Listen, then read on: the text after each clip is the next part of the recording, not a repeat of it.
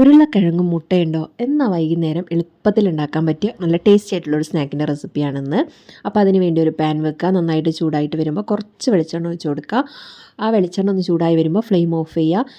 ഇനി എരിവിന് ആവശ്യമായിട്ടുള്ള മുളക് പൊടി, മഞ്ഞൾപ്പൊടി, ചിക്കൻ മസാല, കുറച്ച് ഉപ്പ് ഇത്രയിട്ട് നന്നായിട്ടൊന്ന് മിക്സ് ചെയ്തതിന് ശേഷം ഫ്ലെയിം ഓൺ ചെയ്യുക. എന്നിട്ട് ലോ ഫ്ലെയിമിലേക്ക് ആക്കുക കേട്ടോ. ഇനി ഉരുളക്കിഴങ്ങാണ് വേണ്ടത്. 2 ഉരുളക്കിഴങ്ങ് നന്നായിട്ട് വേവിച്ച് ഉടച്ചെടുത്തതാണ്. അത് ഇതിലേക്ക് ചേർത്ത് കൊടുക്കുക. എന്നിട്ട് ഇതിനെല്ലാം കൂടെ നന്നായിട്ടൊന്ന് മിക്സ് ചെയ്തെടുക്കണം. ഈ ഉരുളക്കിഴങ്ങും ഈ മസാലയും കൂടെ ആദ്യം നന്നായിട്ട് മിക്സ് ചെയ്ത് കൊടുക്കുക. അതിന് ശേഷം നമുക്കിതിലേക്ക് ഒരു സവാള ചെറുതാക്കി അരിഞ്ഞതും കുറച്ച് മല്ലിയിലയും കുറച്ച് കറിവേപ്പിലയും കൂടെ ചേർത്ത് കൊടുക്കുന്നുണ്ട്. അപ്പോൾ നിങ്ങൾക്ക് ഇഷ്ടമുണ്ടെന്നുണ്ടെങ്കിൽ പച്ചമുളകും കൂടെ ചേർക്കാം കേട്ടോ. അപ്പോൾ കുട്ടികളൊക്കെ ഉണ്ടെങ്കിൽ അവർക്കത് കടിക്കുമ്പോൾ ബുദ്ധിമുട്ടാവും. അതുകൊണ്ടാണ് ഞാനത് ചേർക്കാഞ്ഞത് പച്ചമുളക്. നിങ്ങൾക്ക് വേണമെങ്കിൽ അത് ചേർക്കാം. പിന്നെ നിങ്ങൾ മടിയൊന്നും ഇല്ലാത്ത ആൾക്കാരാണെങ്കിൽ കുറച്ച് ഇഞ്ചി വെളുത്തുള്ളി പേസ്റ്റും കൂടെ ചേർത്താൽ കുറച്ചുകൂടി ടേസ്റ്റ് ആയിരിക്കും കേട്ടോ. അപ്പോൾ എനിക്ക് കുറച്ച് മടിയായതുകൊണ്ട് ഞാനതൊന്നും ചേർത്തിട്ടില്ല. പക്ഷേ ചേർത്താലില്ലെങ്കിലൊക്കെ നല്ല ടേസ്റ്റാണ് കേട്ടോ. അപ്പോൾ ഇതെല്ലാം കൂടെ നന്നായിട്ടൊന്ന് മിക്സ് ചെയ്തെടുക്കുക. ഇനി നമുക്ക് ഇതങ്ങോട്ട് മാറ്റി വെക്കണം. ഇനി നമുക്ക് ആവശ്യമായിട്ടുള്ളത് 2 മുട്ടയാണ്. അപ്പോൾ അതിന് നടുക്ക് ഒരെണ്ണം പോയിട്ടോ, സാരില്ല, നമുക്കുള്ളത് വെച്ചിട്ട് അഡ്ജസ്റ്റ് ചെയ്യാം.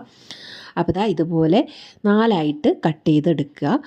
എന്നിട്ട് നമ്മുടെ ഉരുളക്കിഴങ്ങിൻ്റെ മാവുണ്ടല്ലോ അതിനെ ഇതുപോലെ ഒന്ന് ഉരുട്ടി ജസ്റ്റ് ഒന്ന് പരത്തുക. എന്നിട്ടൊരു പീസ് ഇതുപോലെ വെച്ച് കൊടുത്ത് 4 സൈഡും ഒന്ന് ഇതുപോലെ ആക്കി കൊടുക്കുക കേട്ടോ.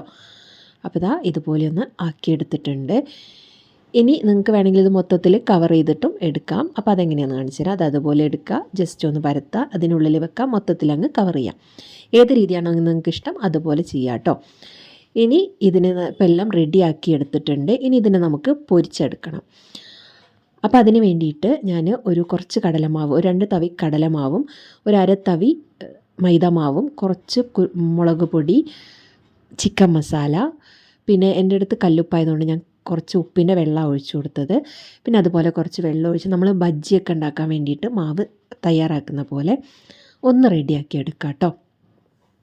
എന്നിട്ട് ലാസ്റ്റ് ഒരു നുള്ള് അപ്പക്കാരം കൂടെ ചേർത്ത് നന്നായിട്ട് മിക്സ് ചെയ്ത് കൊടുക്കുന്നുണ്ട്. അപ്പോൾ അപ്പക്കാരം വേണ്ടാത്തവർക്ക് സ്കിപ്പ് ചെയ്യുക. അതുപോലെ തന്നെ മൈദ വേണ്ടാത്തവർക്ക് അതും സ്കിപ്പ് ചെയ്യുക കേട്ടോ. ഇനി ഈ മാവിലൊന്ന് മുക്കിയെടുക്കുക. എന്നിട്ട് നല്ല ചൂടുള്ള എണ്ണയിൽ ഒന്ന് ഇതൊന്ന് പൊരിച്ചെടുക്കണം.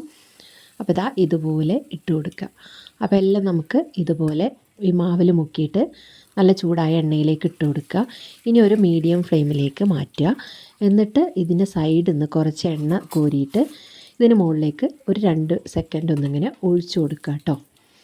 അങ്ങനെ ഒഴിച്ചു കൊടുക്കുമ്പോൾ എന്താണെന്ന് വെച്ചാൽ ആ മുകൾ ഭാഗത്ത് എണ്ണയിൽ മുങ്ങിക്കിടക്കാത്തതുകൊണ്ട് തന്നെ ആ ഭാഗം ഇതുപോലെ ഒഴിച്ചു കൊടുക്കുമ്പോൾ നന്നായിട്ട് പൊങ്ങി നിൽക്കും കേട്ടോ. അപ്പോൾ ഇതുപോലെ ഒന്ന് ഒഴിച്ചു കൊടുത്തു കഴിഞ്ഞാൽ ഒരു 2 സെക്കൻഡ് കഴിയുമ്പോൾ നമുക്ക് ഇതിനൊന്ന് തിരിച്ചിട്ട് കൊടുക്കാം.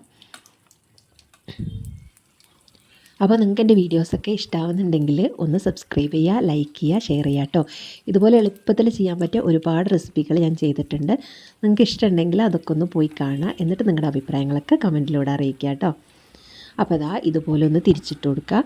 ഇനി മീഡിയം ടു ലോ ഫ്ലെയിമിൽ വെച്ചിട്ട് ഇതൊന്ന് വേവിച്ചെടുക്കുക കേട്ടോ. ഇപ്പോൾ ഇത് ഏകദേശം ഇവിടെ റെഡി ആയിട്ടുണ്ട്. ഇനി നമുക്ക് ഇതിനെ കോരി മാറ്റാം. അപ്പോൾ എളുപ്പത്തിൽ വൈകുന്നേരം ഉണ്ടാക്കാൻ പറ്റിയ ഒരു നല്ല റെസിപ്പിയാണ്. അപ്പോൾ എല്ലാവരും ഒന്ന് ട്രൈ ചെയ്ത് നോക്കാം കേട്ടോ. ഇനിയിപ്പോൾ ഇതിൻ്റെ ഉള്ളിൽ എങ്ങനെയാണ് ഇതിരിക്കുന്നതെന്ന് ഞാൻ കാണിച്ചു തരാം. നമ്മുടെ സ്നാക്സൊക്കെ ഇവിടെ റെഡി ആയിട്ടുണ്ട്. ഇനി ഇതൊന്ന് മുറിച്ചിട്ട് ഞാൻ കാണിച്ചു തരാം കേട്ടോ. അപ്പോൾ കണ്ടോ, ഇതുപോലെയാണ് ഉണ്ടാവുക. നല്ല ടേസ്റ്റാണ് കേട്ടോ. കണ്ടോ, നല്ല ടേസ്റ്റാണ്. നല്ല എരിവും ആ മുട്ടയും എല്ലാം കൂടെ കടിക്കുമ്പോൾ നല്ല ടേസ്റ്റാണ്.